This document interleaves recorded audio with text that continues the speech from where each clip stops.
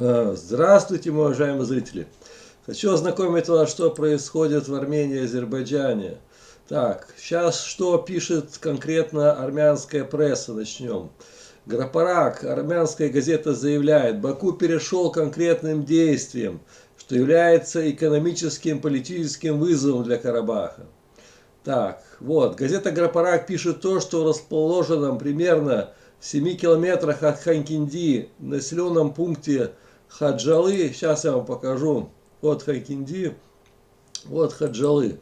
Так, где дислоцирован российский миротворческий контингент в Карабахе, вчера командный состав встретился с представителями азербайджанской стороны, которые, как утверждают азербайджанские СМИ, являются специалистами, направленными для расследования и мониторинга ситуации, связанной с незаконной эксплуатацией природных ресурсов, ее экологическими последствиями. Азербайджан вынес эту тему на повестку 3 декабря, перекрыв Лачинский коридор, который открылся спустя потом несколько часов. Цель Азербайджана – Кашенский горно-обогатительный комбинат, принадлежащий группе компании «Валекс». Еще в 2021 году Ильхам Алиев сказал, что Азербайджан потребует компенсации от компаний, которые эксплуатируют шахты на территории Карабаха, и что он обратится в суд. Видите, Азербайджан уже подает в суд на армян, которые незаконно добывают природные богатства, золото конкретно. Теперь Баку перешел к конкретным действиям, что является как экономическим, политическим вызовом для Карабаха.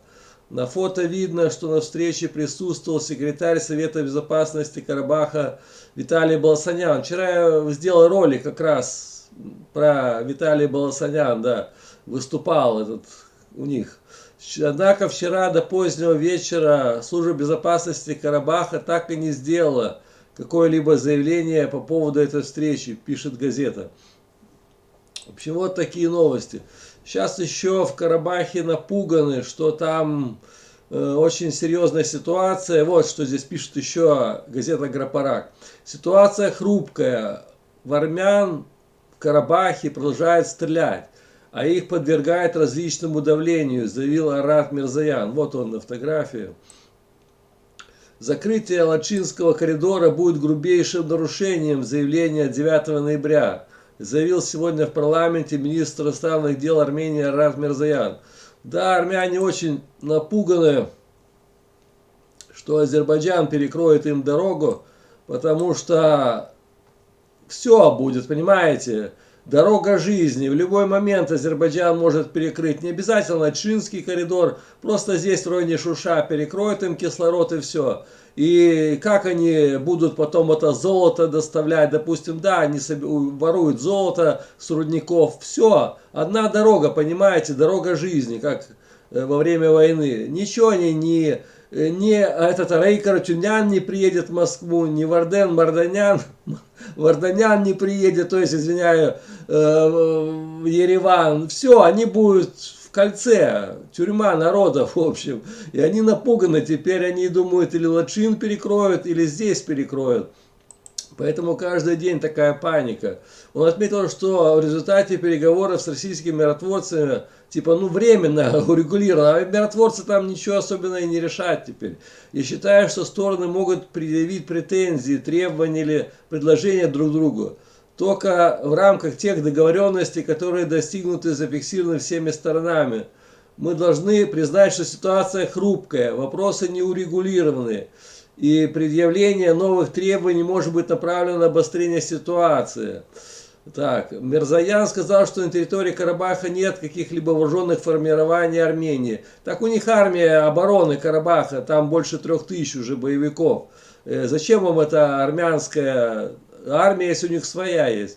Название обороны, армия обороны само по себе говорит о том, что миссия армии, он говорит, что мы защищаем армян в Карабахе. Видите, у них армия обороны, как бы они защищают. А зачем там миротворцы? Тогда выведите миротворцев с этих территорий, если у вас своя армия есть.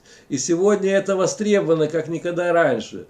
В армян Карабаха продолжают стрелять, их подвергают различному давлению, прикрывают газ. О, это новости интересные. Это что значит, уже армянам уже в Карабахе перекрыли газ? Так что, видите, уже и газ скоро перекроют, и дорогу перекроют, в общем, все перекроют. Так, начали так, и свет еще вырубят, вообще будет, как в Украине сейчас. Да, им перекрывают газ. Когда угрозы этнической чистки армян в Карабахе исчезнут, тогда, на мой взгляд, армяне Карабаха смогут обсудить другие возможные сценарии. На данный момент можем констатировать, что идет экзистенция угроза, сказал Арарат Мезен. В общем, угрозы со всех сторон, точно. Но все равно, я говорю, после Нового года, извиняюсь, Ильхам Алиев что-то придумает, как или газ, или свет, или еще что-нибудь перекрыть, или дорогу в Шуше вот здесь перекроет конкретно уже на ремонт, поставит на полгода и все. А как армяне убираться будут? Новую дорогу не построишь, здесь горы практически везде. Так что будет на коленях стоять и умолять Ильхама Алиева. В общем, вот такие новости. Всем спасибо, всем пока, до новых встреч.